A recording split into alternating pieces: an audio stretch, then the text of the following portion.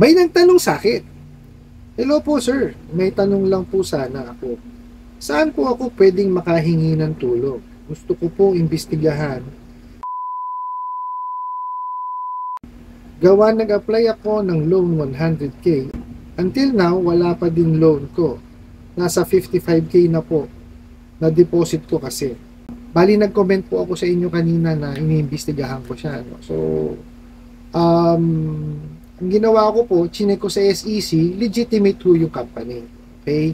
Tapos, hinanap ko yung kanilang website, wala ho akong makita. Ngayon ho, ang tanong ko kasi is, sa paanong pamamaraan ho kayo ba nakapag-transaction sa kanila? No? Kasi kung wala ho akong nakitang website, paano ho kayo nakapag-apply? Ano po? Kasi, most probably po, ito, haka-haka ko lang to. Baka ho, minessage lang ho kayo nito. Okay? Ganito po, ano? Kasi,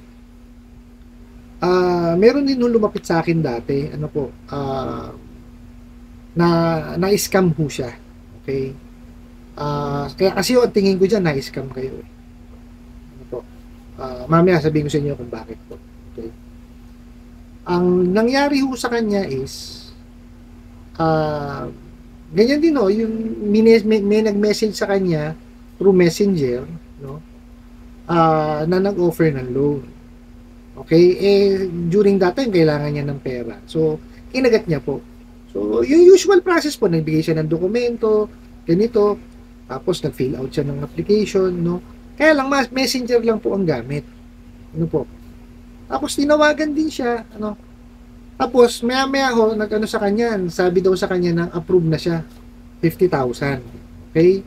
Ngayon, para daw humarelease yung 50,000, kailangan niya munang labas ng pera or magbigay ng processing fee worth 10,000. Okay? So, ginawa ho nung kakilala ko, no, is, naglabas ho siya ng 10,000, binigay niya ho, no? Diniposito niya dun sa e-wallet nung nakatransaction niya. Ngayon, nag-aantay ho siya, inabot na ako ng oras. Hindi na ho siya binalikan. So, sinubukan niyang tawagan, hindi na ho makontak, minessage siya sa messenger, hindi rin na ho nakontak. Okay? So, sa madalit salita ho, na-scam siya. Okay? Pero ganito ang ginawa niya, no? Lumapit ho siya sa akin, eh. So, inimbestigahan din ho namin, no? Hinanap namin, legitimate ho yung lending company. Kaya lang ho, ibang tao ho ang nakipag-transact sa kanya. Nagpakilala ho na empleyado siya nung nung kumpanya na yun. So, sa madalit salita ho, na-scam yung kakilala ko po. So, isa pa pong ginawa niya is pinuntahan niya yung kumpanya. Sinabi niya yung kaya lang hindi rin sila matulungan ng kumpanya dahil wala naman sila daw ganung empleyado. I don't know, hindi ko alam kung pinagtatakpan lang nila or what. Pero ako ho sigurado 100% na-scam ho. Kasi may mga ganyan po, no? Na kasi kami na-experience namin yung company ho namin. Ginamit ho, no? Para mang-scam. Okay? Buti na lang ho yung yung aplikante tumawag ho sa landline namin. No? Sabi namin, hindi kami nagtatransact sa Messenger. Kung gusto niyo mag-apply, dito kayo pumunta sa branch namin. So, may mga ganun talaga. So, first hand talaga na namin, na-experience namin. So, ang ginawa lang namin is, iningi lang namin yung screenshot ng mga transaction nila. Tapos po, ini-report namin sa SEC. Pero hindi ko na ho na follow up kasi yung manager na ho namin ang nag-asikaso kasi nun. Ang mai-advise ko lang po sa inyo is kung ang transaction nyo is through messaging apps or sa SMS, i-screenshot nyo po lahat kasi evidence nyo yun eh. And then mag-file ho kayo ng complaint sa SEC. Pwede naman ho yun via email. Para at least hanggat gumagawa kayo ng iba pang paraan, nasimulan nyo na kay SEC. Para maimbestigahan din ho nila. Tapos pangalawa nyo hong gawin, dumulugo kayo sa abogado. No?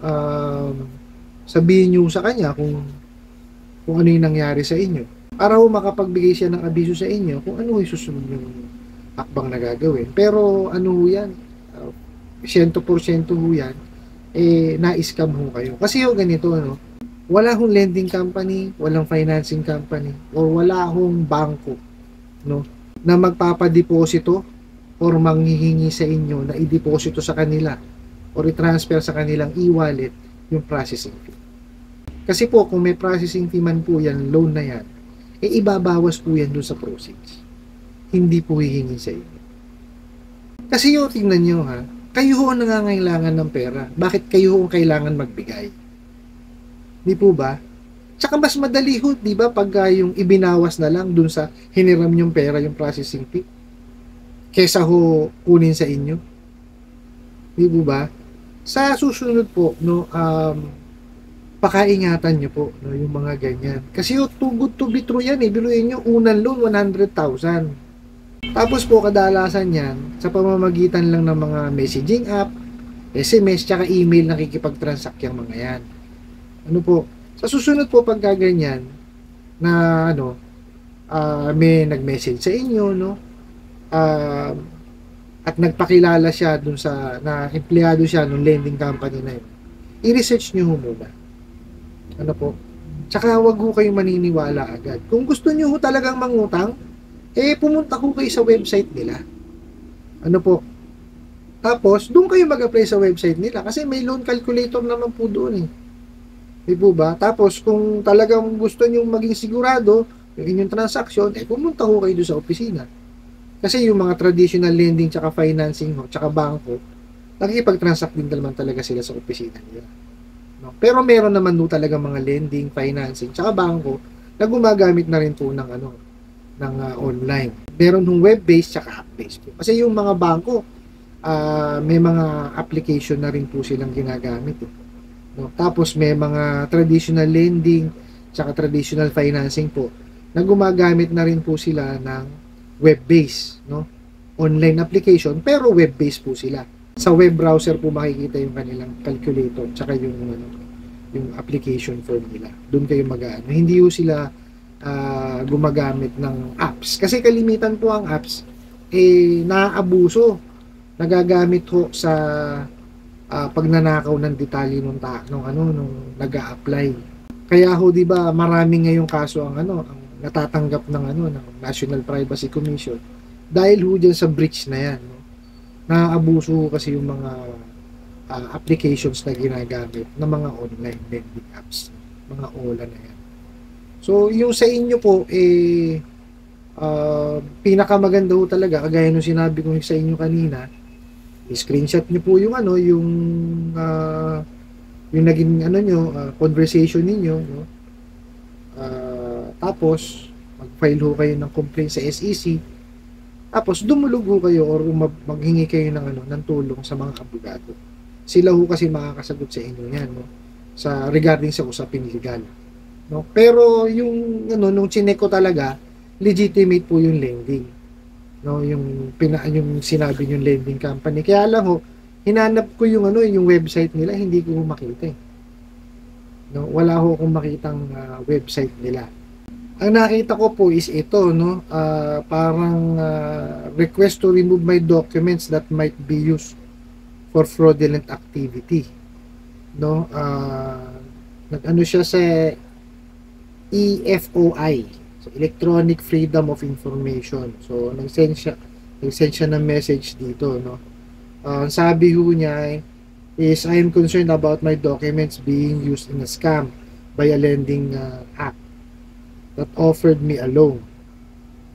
They claim that it was a legitimate offer, but asked me to submit my official ID and even requested that I take a selfie holding my ID card. The personal process only took 12 hours and I was notified by a finance assistant via Telegram that my loan was approved. But to activate the loan, I have to pay 10% of the loan. However, I understand that this is scam and I am afraid that my personal data might be used for fraudulent activities. So, yung OLA name, Same po dun sa ano, no? Sa binanggit niyo sa akin kanina. Ang nakakaano kasi dito, ang ginamit para makipag-transact is Telegram. Bakit ho? Wala ho ba tayong telepono? Di po ba? Tingnan nyo, kinontak siya using Telegram. Uh, so, ano talaga siya? Malamang ho ito, ginagamit din yung ano. Ginagamit din ho yung yung pangalan ng lending company. I'm just speculating po, no? Kasi wala ho akong concrete evidence na yung Ola mismo ang gumawa nun. Kasi kung online lending talaga siya, may app siya. Wala ho eh. No? Ang transaction ho is via Telegram. Yung sa inyo po, hindi ko alam kung paano naging transaction nyo. Kung sa Telegram, email ho ba yan, messaging app, or SMS, hindi ko kasi alam eh. Ano po. Pero, ang ano ko talaga dyan, hint ko, scam ho yan. Most probably po, meron yan tao na ginamit yung ano na yan, yung company na yan. Kasi hindi naman ho dun sa app mismo or sa website or yung transaction hindi naman nangyari sa opisina nila eh. No? Yun ho ang ano ron, yun ho ang mabigat doon. Ngayon kung talagang gusto niyo hong makapangutang, ano po, o makapag-loan, bumisita ho kayo sa website. No? Or kung sa Ola, kasi ako sa totoo lang, dinidiscourage ko ho na manghiram kayo sa Ola. No? Kasi kagaya ho niyan, no? Na-scam na kayo. No? Tapos kung sa Ola pa rin kayo manghihiram, kasi pag hindi kayo nagbayad sa takdang panahon o sa due date, mahaharas kayo. Diba? Tapos malaki nga ho yung interest nila. Diba? So doon ho kayo sa legitimate lending and financing, tsaka bago ho kayo manghiram. Ano po? Bumisita ho kayo sa website po nila. May website po yung mga yan. Tapos, kontakin nyo po dun sa kanilang contact details, no? Doon mo kayo tumawag mismo kasi sa website nila sigurado may namang ano yan eh. May contact number naman ho yan eh. Di po ba? So doon kayo makipag-transaction sa kanila.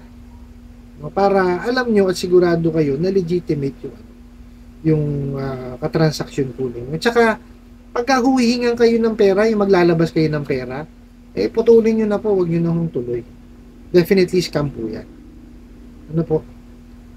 I hope nasagot ko po itong katanungan na to, no? At sana po nakatulong.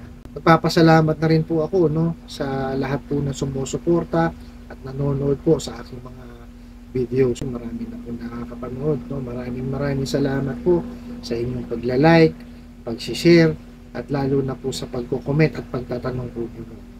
And kunin ko na rin po itong opportunity na to para imbitahin ho kayo na tangkilikin nyo rin po yung iba ko po pong mga social media account sa YouTube, Facebook, and TikTok.